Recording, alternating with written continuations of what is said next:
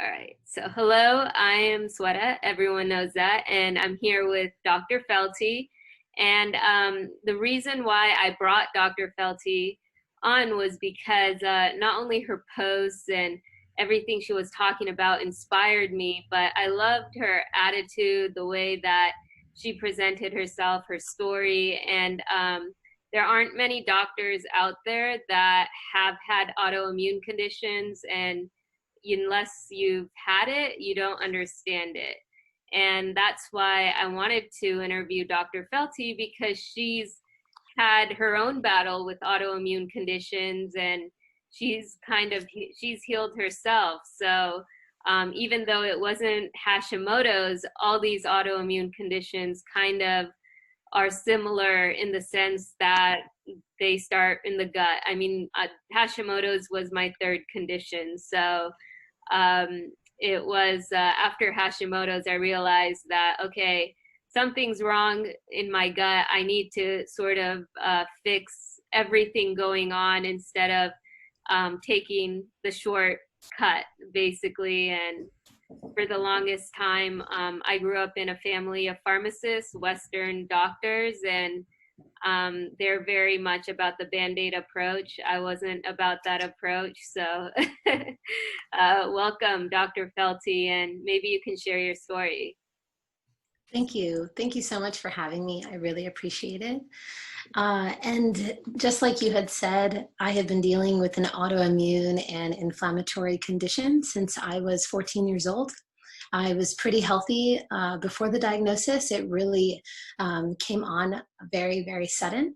And the symptoms were so detrimental and impacted every ounce of my life. I had to go to the emergency room, and I was in the hospital for about a month. Being picked and prodded, trying to figure out exactly what was going on. They came up with a few diagnoses and then finally led to ulcerative colitis, which is an inflammatory bowel disease triggered by an autoimmune and inflammatory response. So for about, I'd say 10 years, I battled with it, and I was on medications. I did lots of procedures, but I never did surgery. And I was just really tired of the allopathic approach to just treating symptoms. No one ever asked me about my diet. They gave me a bland diet to follow, and it just wasn't helpful. They said that I could eat fast food. And so being young and being a young teen, that's what I did. And my symptoms only got worse. And no one really got to the root cause of what exactly was going on and what triggered it. So it really fueled my passion to figure out what was going on, and also to kind of speak out against the conventional model in not a blaming way, because I understand that conventional doctors, they are victim to the curriculum that they're provided.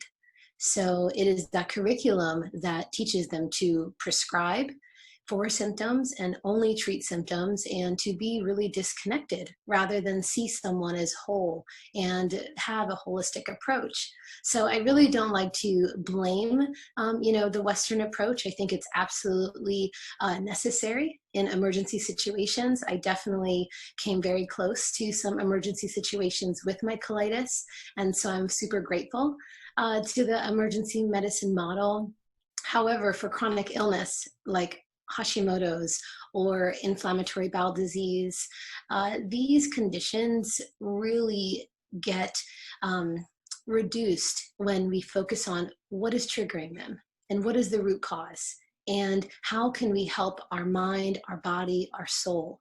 Because usually at some point, and I don't mean to ramble, but at some point our soul gets impacted, whether that's when we are a child or whether that's as we are growing up, and we are told that we can't heal and that we have to be on medications forever. And we are told that we're not good enough and that we have to compete. And there's a lot of emotional and spiritual layers here that really drive autoimmunity. When you have autoimmune thoughts, such as, I'm not good enough, I am not strong enough, I can't compare, I am not good enough. It's just those things, you're attacking your soul, you're attacking yourself, and your cells respond. So I learned to retrain my thoughts and retrain my mindset and really help detox my life and work on a lot of emotional wounds that really aren't addressed in the mainstream model. And that's really what I've dedicated and what I'm dedicating my life's work to, is really helping people, not just on the physical level, but on the emotional and spiritual level as well. Because in chronic healing and chronic illness, it really matters that you focus on all of those layers. And each of us are all individual. Yeah, you're absolutely right. I dealing with autoimmune conditions, those thoughts definitely ran through my mind as a child, and even when I grew up, just because my parents never really said anything positive. They would always point out the negative, and that always put you in the cycle of never receiving any sort of positive reinforcement in life. And I think that's a great start, because I started reading Louis Hay and reading different positive affirmations and kind of healing my inner self, my soul. And then I started healing my gut. And in my gut, I found a lot of different, like I would say, infections like Klebsiella and Serococcus, and there were other immune infections as well. And so basically with that, I kind of been figuring out that, okay, well, the soul is improved. Now I can go to the gut. Is that correct? Absolutely. And it's interesting because my kind of my path was a little opposite. So I focused on diet, gut health, lifestyle first, which really eradicated my symptoms. But then my symptoms came back after being in remission for a while, because that really wasn't the root of what was going on. And then once I started healing those the inner parts and working on those emotional wounds, then I also now don't have flare-ups. But it was definitely gut health and diet and lifestyle are so huge when it comes to chronic illness and Hashimoto's. So when you deal with patients who have Hashimoto's, how do you help them reduce the antibodies? Yeah, well, I do it in a very individualized approach, because everyone responds to elevated antibodies differently. So someone might come in and they might have skin issues, the other person might have brain fog, another person may be dealing with stomach issues. It really just depends on what someone's primary focus is. And then I look at what is weakened in them. And usually it's going to be the liver, and then also the gut as well. So we want to focus on diet and making sure that they are feeding their body with foods that are alive and that are very vitamin rich. So that is really important. I know there's a lot of different protocols and diets out there, Whole30, paleo, autoimmune, ketogenic, but I really like to focus on what works for each person, because some people also have cultural backgrounds and they like to eat certain things. So we have to work with those as well. So I'd like to work on diet.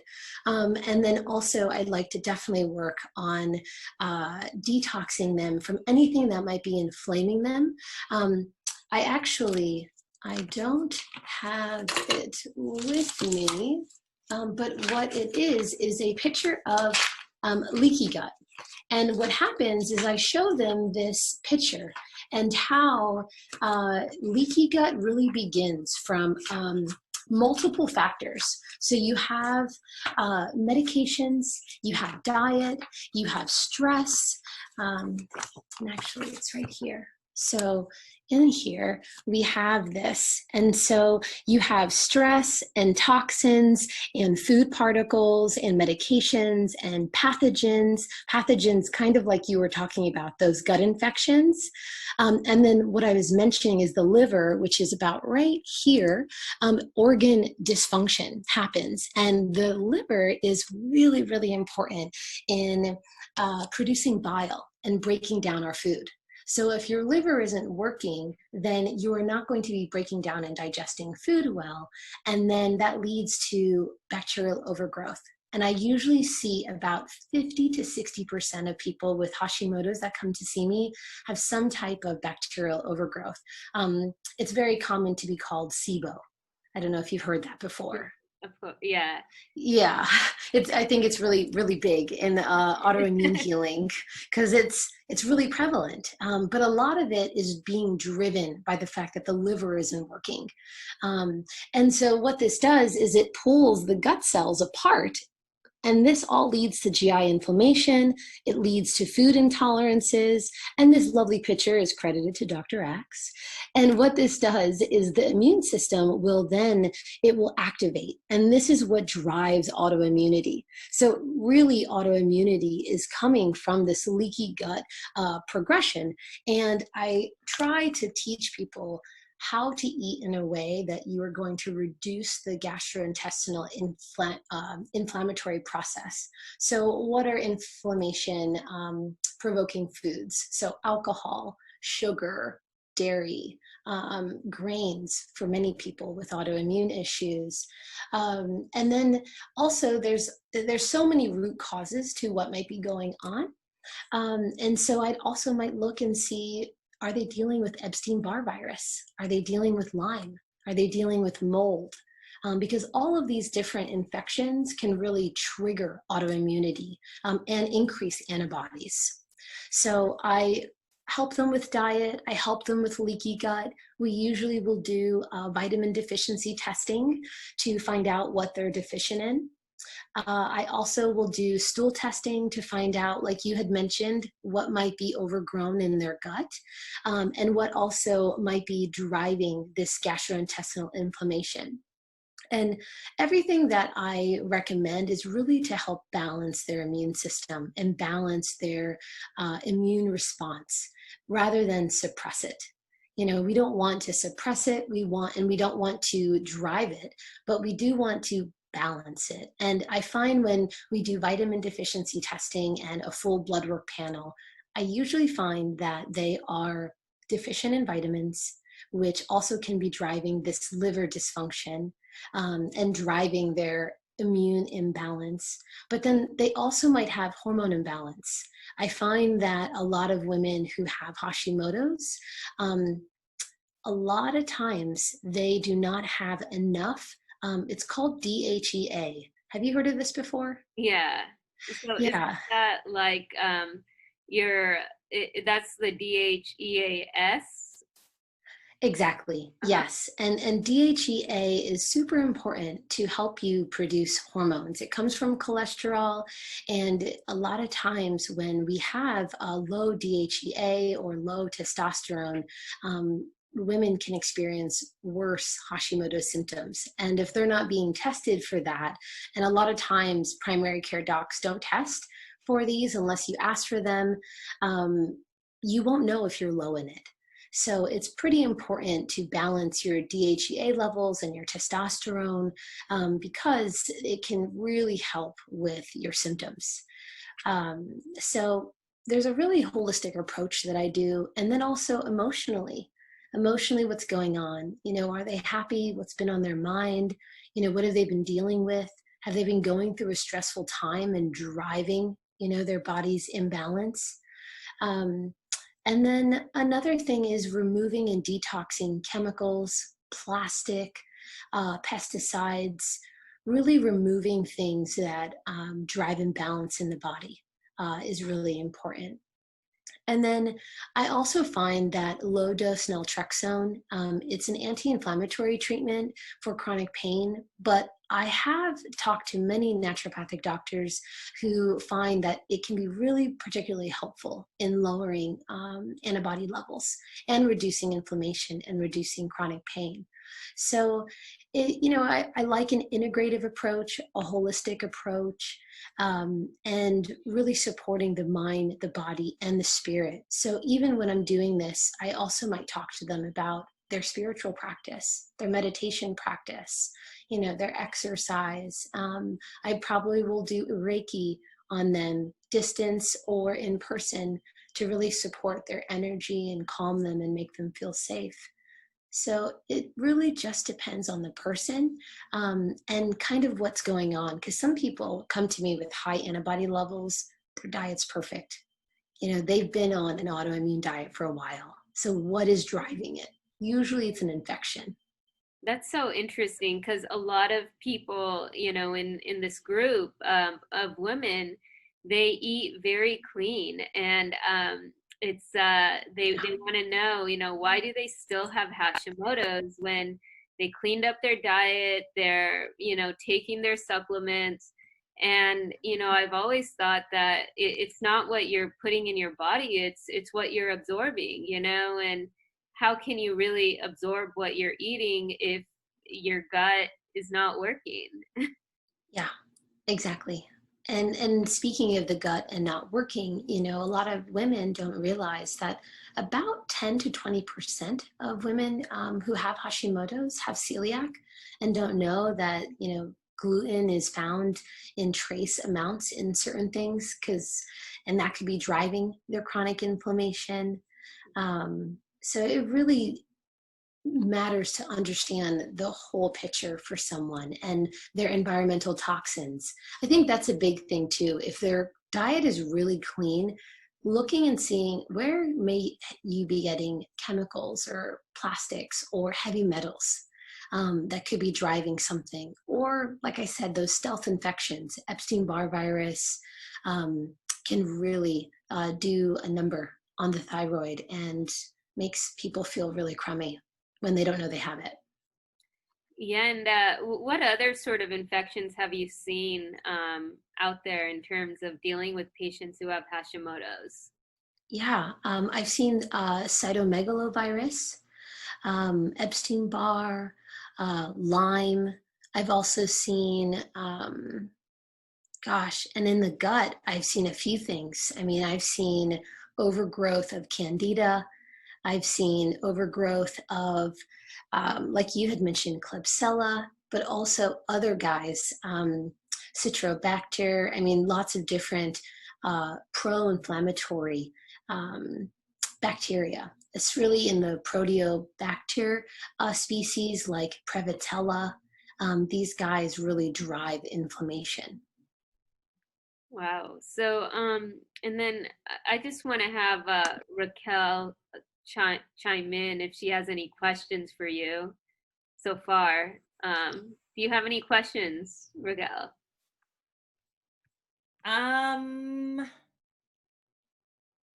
There was one. I have a couple, but I'll just ask one. But like, how do you get rid of the bacterial overgrowth if you have it in your gut?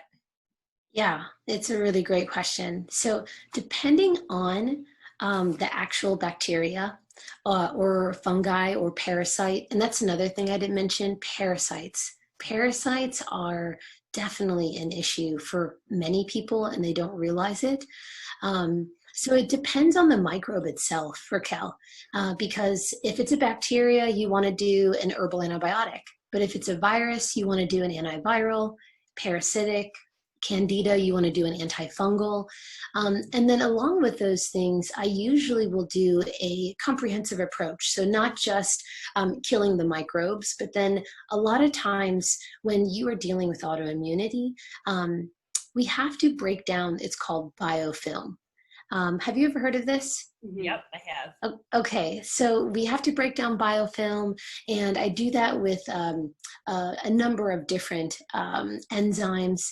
And I also will use binders depending on the person and depending on what's going on to bind the microbes once we kill them.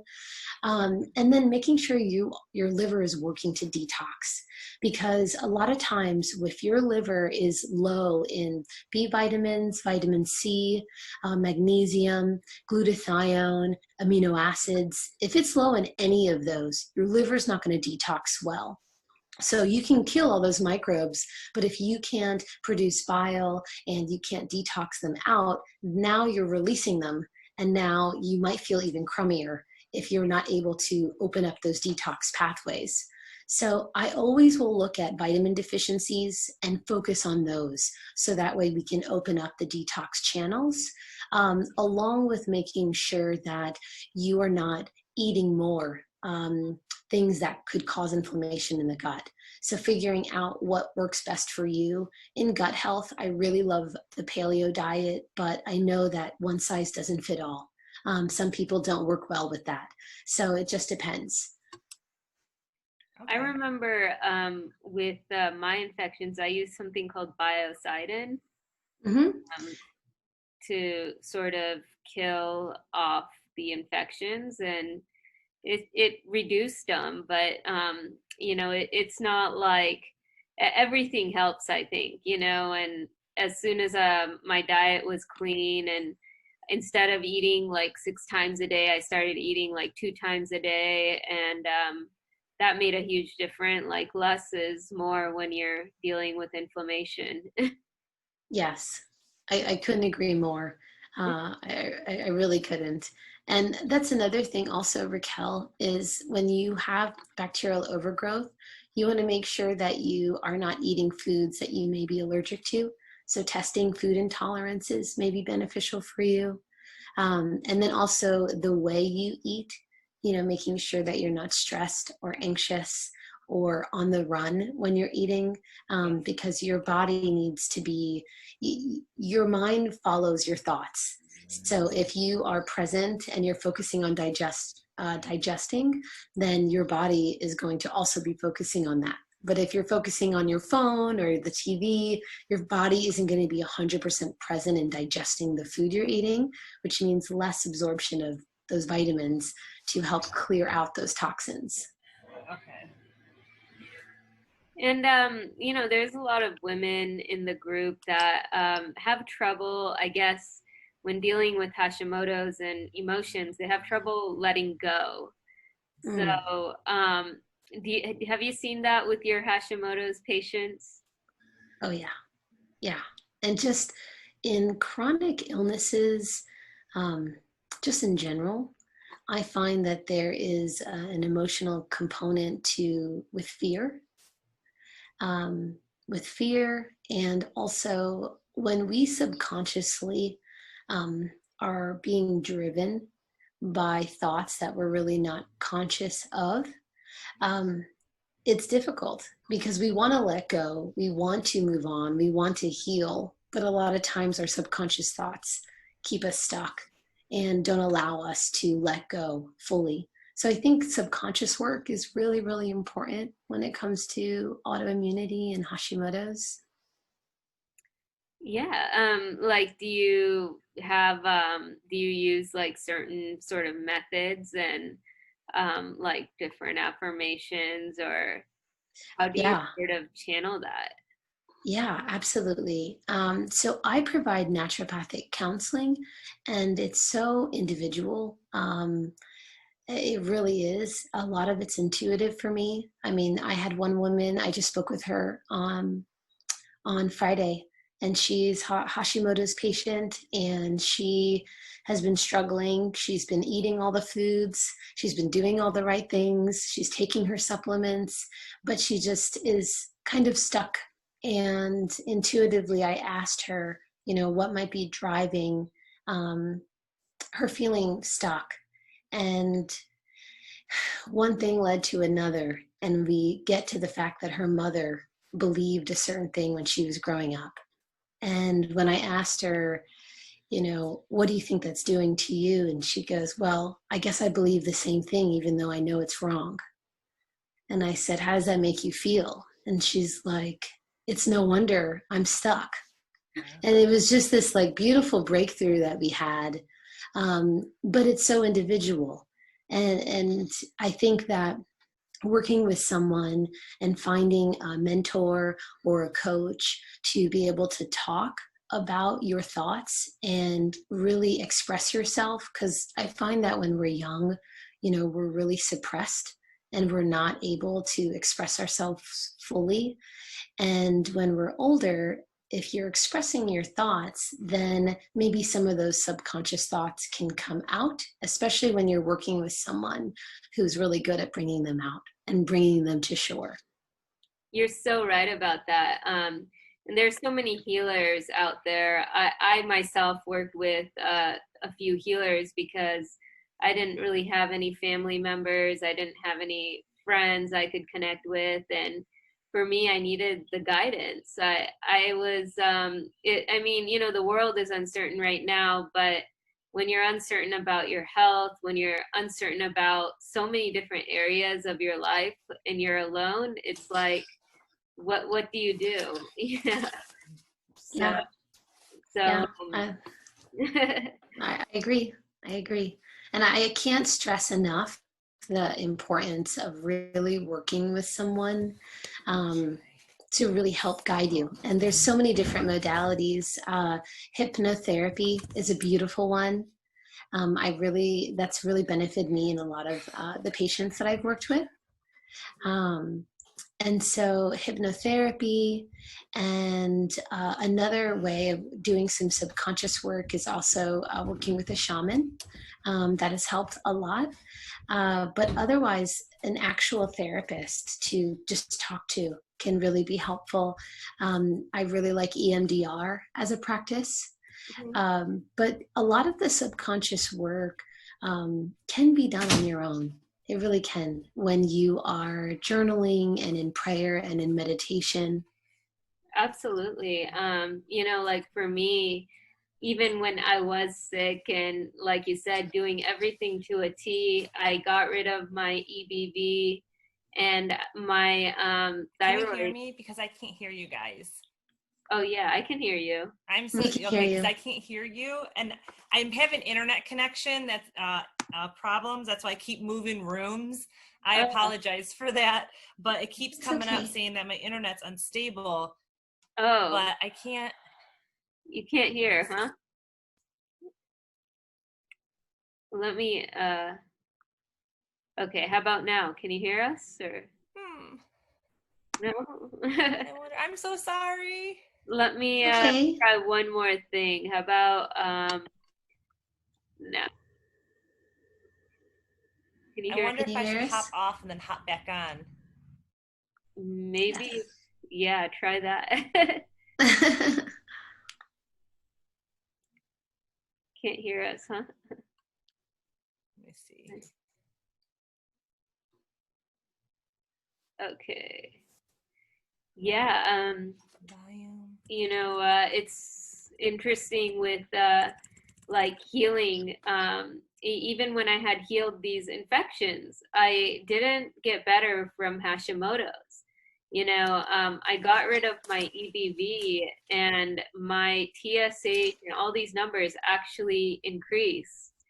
Um, it went to like 6.4, and I was basically on the couch and couldn't get off. And I think there was so much uncertainty in my life, and it was so overwhelming to me that I didn't even know how to process it. But every day I had told myself, "Oh, I'm getting healthier.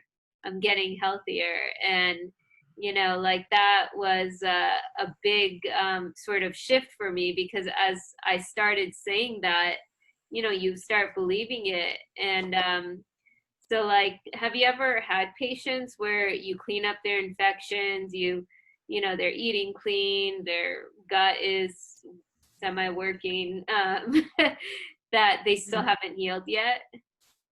Oh, yeah. And usually it's always mental, emotional, spiritual. And that's the next layer that we need to work on. And I kind of love it when that happens, because usually it means that they're about to have a breakthrough. And they always do. Because it's usually they're so frustrated because they're like, I've done it all. I was feeling great and now I'm feeling worse.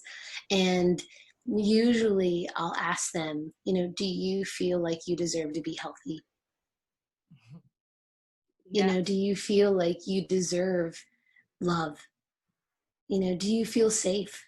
Do you feel like you're on purpose? And then usually it's like, no, I don't. And, all these things. And it's so important.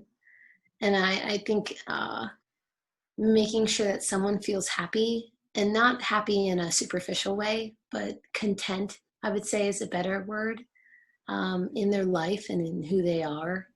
If they don't feel that, then there's still more healing to do. And I think that it never really stops. Right.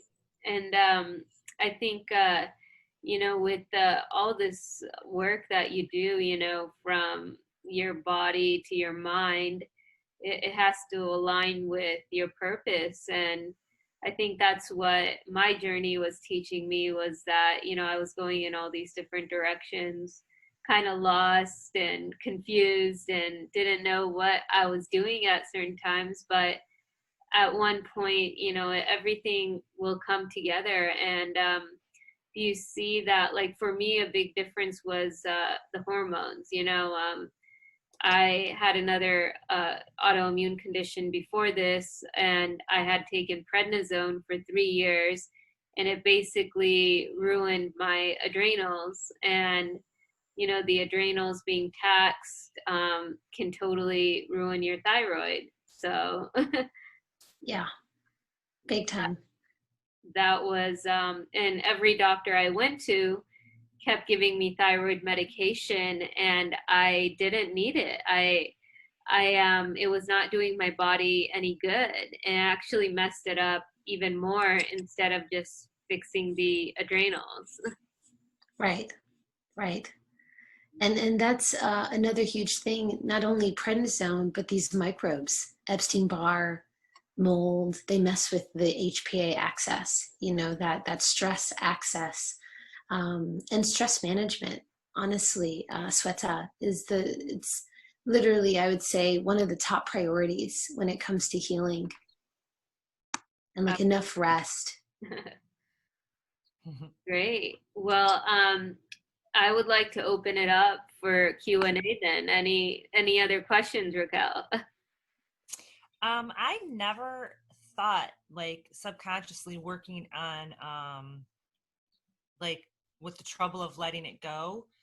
I want to think that it never crossed my mind that would have an effect on your thyroid. Because I had a horrible upbringing in my childhood, so there's a lot of trauma and stuff there. But as an adult, I've kind of just let it go. I've never really worked on it with somebody, though. I've let it go in my own way. There's still a lot of things that are triggers, and that I think there's a lot more in there. And I think that's causing a lot of my issues. I have other health issues as well, not just my thyroid. And I think they kind of all go and coincide with each other.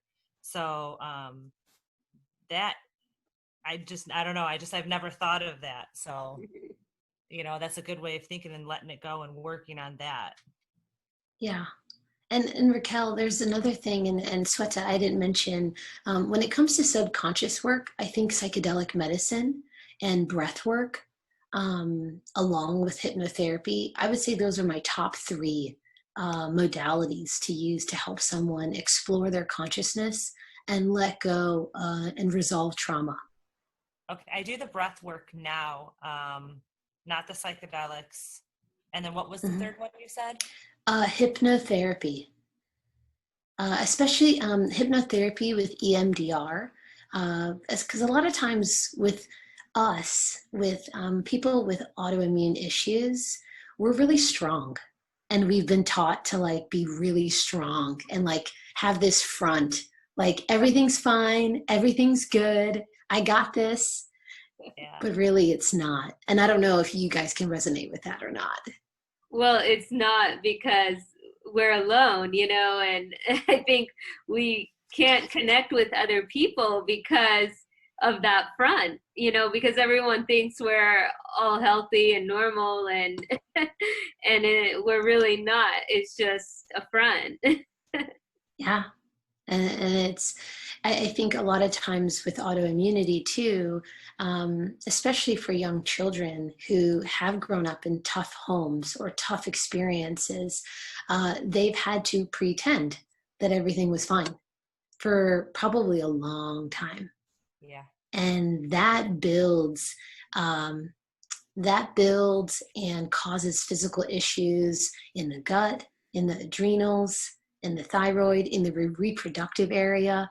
I mean, we can also go into like the sacral chakra, the throat chakra, and how the chakras become imbalanced. And a lot of work that I'm doing now too with autoimmunity is helping women really foster and nurture their relationship to themselves in a sexual way that a lot of times has been suppressed when they were younger, and really helping them feel connected to themselves and feeling like it's okay to pleasure themselves, or to tell their partner, hey, this is how I need to be pleasured, rather than you first. I think we've grown up in a culture where we are shamed and we are also not taught how to be pleasured. And I think that plays a huge role in our overall health. I don't want to go into that tangent too much, but any thoughts on that? Yeah, I mean, in my relationships, it's always been with like these narcissist sort of men. So I kind of detached myself from that sort of toxic relationship in my life, and started building more relationships around just myself and discovering who I am, finding who I was, because I lost myself in that, in those sort of relationships that were not good for my soul, good for my heart, and didn't really propel me forward. Yeah, good for you. So that was a hard lesson, though. It wasn't overnight. I've been there too. When you mentioned like psychedelics, is that like THC? Like, Yeah. I tried THC one time by mistake, at my best friend who has Hashimoto's as well. And she had a birthday party, and she had like all these gummy bears and things out. And it had 20 grams of THC in it. And I was fasting that day. And that was Oh the my first gosh. thing I ate after an 18-hour fast. So that, like, I literally felt like I was dizzy, having a heart attack, and like, so I went around her whole 40th birthday party, was like, hey guys, I'm dying. I'm gonna die before I'm 33. Oh my gosh. And thank God, my acupuncturist was there. Otherwise, she kind of calmed me down and, measured my pulses, and she's like, you're not having a heart attack. You're okay. But after that, I never like tried anything of that sort ever again. Yeah. Oh my gosh. I understand. That can be horrific. Definitely. And 20 milligrams that's a lot. But that is actually not, when I say psychedelic medicine, I'm not talking about THC. I'm actually talking about psilocybin, which comes from the earth, which is a mushroom. I'm talking about LSD, which is found in the clinics, not like a party recreational form of it. And I'm talking about ketamine, which again is a insurance-based scientific medication now for PTSD, trauma, depression, anxiety. And so I'm currently in a program right now to be a certified psychedelic therapist, because that is one thing I think most people who've been through trauma, it's the one thing to really support their healing in a way that nothing else can. Because when you do a psychedelic experience, you are not partying. You are having a totally healing experience. And whatever comes up for you is what you need to work on and push through and overcome and free yourself from. And it's pretty beautiful. It can be sad. There's a lot of times when I've done psychedelic medicine, and every single time I think, okay, I've cleared a lot, but each time there's something else in my childhood, even when I've been in the womb. You see things in different perspectives. There's been times where I see my mother and how her upbringing, it was really, really hard. And so it helps me not blame her for all the trauma that I've had. There's a lot of consciousness work that can be done with psychedelic medicine. And I think it's really the future of mental health, because really medications haven't been able to support and heal psychology over the past 60 years. So I think now the research is just accumulating to really help people in this way. And the nice thing with psilocybin is you can do psilocybin in a healing setting, eyes closed, relaxing music, and that is like 6 months of therapy in 4 to 5 hours. And you do some deep work, and it's, like I said, it's pretty powerful stuff when you do it in a healing environment. I don't recommend it in a social setting, in a party setting. It's not for that. It's really for healing. And I think that's why God created it. It's a technology for us to evolve. Yeah, you're absolutely right. I mean, you can go to a therapist, you can pay somebody to help you get clarity you need, but I think, in the right dose, if I had maybe taken 5 instead of 20, I probably would have had a different experience. Yeah, and THC is quite different. Now, don't get me wrong, I love CBD and THC, especially for chronic illnesses.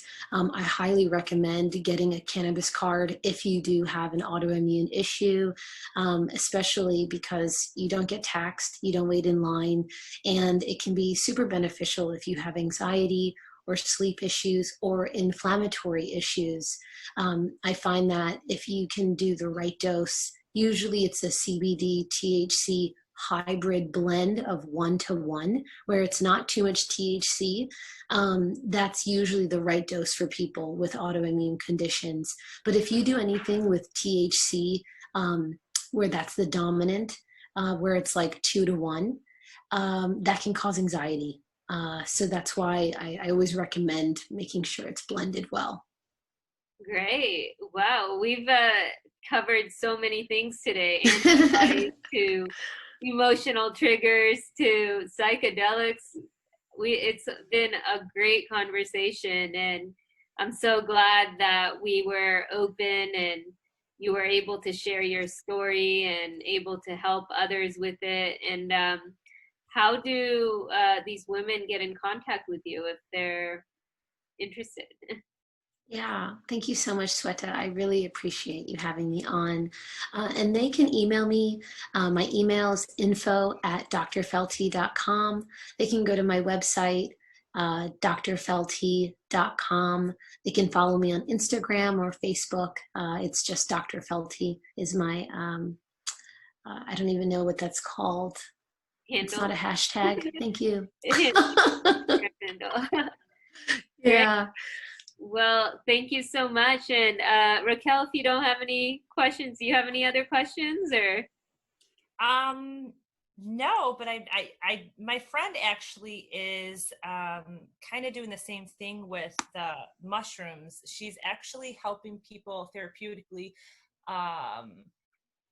She does a lot of microdosing, and she thinks that I would benefit from it with just all the trauma and stuff and all the health conditions I have. So I I don't know, with you saying that as well, I don't know. It's just, it's come in my forefront, like in the last 2 months. This is like the third time someone's mentioned it. And the same thing, it has to be in a setting, and you kind of have to have a person there to Yeah. work through it. So I did Yeah. hear a lot about that. So I don't know, I think I Yeah. might check that a little bit. I had the same thing though that happened to me. Like, I get super paranoid. I don't do that kind of, like, I get really paranoid. So I've tried it a couple times, and but that was with THC as well. So I've never done anything else. And Yeah. so, but there's a trigger there when I think about it. I'm like, oh no, what happens if that happens again? You know. Yeah. So, but Raquel, I totally get it. And honestly, that's why I'm in the progress of being a therapist and guide, because I've already helped people before and after they do their healing session. I've helped them during their healing session. I've done it in person and virtually, and both have worked out really great. So if you need that support, you just let me know, because I'm super passionate about helping people in this way, because it's like I said, it can be really transformative. It can be scary, and that's okay. Also, but know that you're not alone, and I'm happy to help you if you want to reach out. We can set something up. okay, thank you so much. I appreciate that. Yeah. Great. Well, thank you, Dr. Felty, and thanks for coming on the interview today and sharing your time with us. And I will share ways that they can get in contact with you. Thank you. All right. Thanks.